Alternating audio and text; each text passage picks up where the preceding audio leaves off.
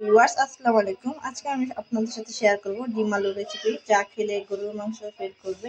এখানে আমি ডিম আলুর জন্য আলু সিদ্ধ করে নিয়েছি 250 গ্রামের মতো, ডিম নিয়েছি 4টি, পেঁয়াজ নিয়েছি 6-7টি, টমেটো নিয়েছি 3টি, কাঁচামরিচ নিয়েছি 4টি। আর এখানে আমি এটার জন্য একটি মশলা তৈরি করতে হয়, সেটার জন্য নিয়েছি দারচিনি, লবঙ্গ, এলাচ, জিরা ও গোলমরিচ। আমি প্রথমে এগুলোকে তেলে ফাঁকি করে নেব। তো আমি চুলায় কড়াই বসে দিয়েছি, কড়াই গরম হয়ে গেছে। আগে আমি আমার মশলাগুলোকে তেলে ফাঁকি করে নেব।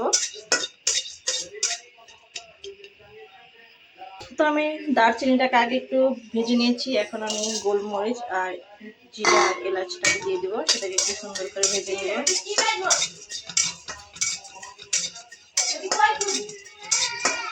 এটাকে আমি সুন্দর করে ভেজে নেব, ভেজে ফাঁকি করে নেব। দেখতেই পাচ্ছেন আমি এটাকে ভেজে নিয়েছি, এখন আমি এটাকে গুঁড়ো করে নেব। ডিমটাকে ভেঙে নিয়েছি, এখন আমি এটাকে সুন্দর করে ফেটে নেব। এখন আমি ডিমটাকে ভেজে নেব।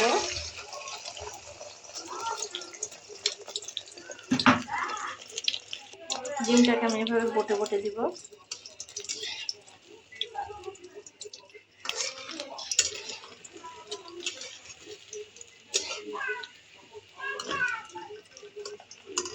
এরকম করে আমি সবগুলো ডিম ভেজে নিব। দেখতেই পাচ্ছেন আমার ডিমগুলো ভাজা হয়ে গিয়েছে। আর ডিম ভাজতে ভাজতে মথে নিয়েছি আলুর ডালের জন্য। তো চলুন শুরু করা যাক রান্না। চুলায় পাতিল বসিয়ে দিয়েছি, এর মধ্যে দিয়ে দিব পেঁয়াজ আর দুটো ছাড়, দুটো এলাচ, তেজপাতা। আমি বেশি করে পেঁয়াজের ব্যবহার করব। পেঁয়াজটাকে আমি ব্রাউন করে ভেজে নেব, আর ততক্ষণ আমি ডিমগুলোকে দুপিস করে নেব। আমার পেঁয়াজ ব্রাউন কালার হয়ে গেছে। এখন আমি এর মধ্যে দিয়ে দিব 1.5 চামচের মতো আদা রসুন বাটা। আদা বাটাটাকে আমি একটু সুন্দর করে ভেজে নিব। আদাটাকে সুন্দর করে একটু ভেজে নিয়েছি, এখন এর মধ্যে দিয়ে দেবো আমি 1 চামচের বেশি জিরা বাটা, 1 চামচ মরিচ বাটা, মরিচের ফাঁকি, এবং 1 চামচ হলুদের ফাঁকি। এখন আমি এটা সুন্দর করে কষিয়ে নিব।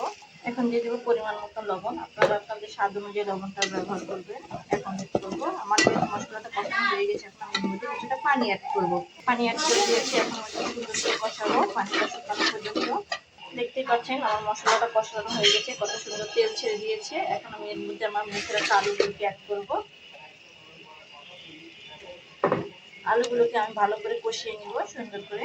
দেখছেন আমার আলুটা কষানো হয়ে এসেছে, অলমোস্ট তেল ছেড়ে দিয়েছে। এটাকে আমি আরো 2 মিনিটের মধ্যে কষাবো। আলুটাকে যত ভালো করে কষাবেন খাবারটা তত টেস্টি হবে, আলুর ডালটা তত টেস্টি হবে। এখন আমি এর মধ্যে পানি দিয়ে দিব পরিমাণ মতো ডালের জন্য। এখন আমি এর মধ্যে দিয়ে দিব টমেটোগুলো, কেটে রাখা টমেটোগুলো। এখন আমি এটাকে ঢাকনা দিয়ে ঢেকে দিব সুন্দর করে। এরপর যে আমি ডিমগুলোকে দিয়ে দিব।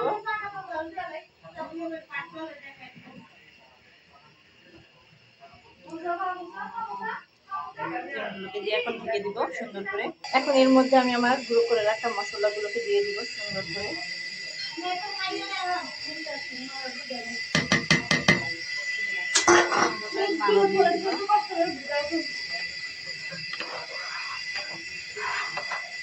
এখন আমি এর মধ্যে ধনেপাতা দিয়ে নামিয়ে নিব।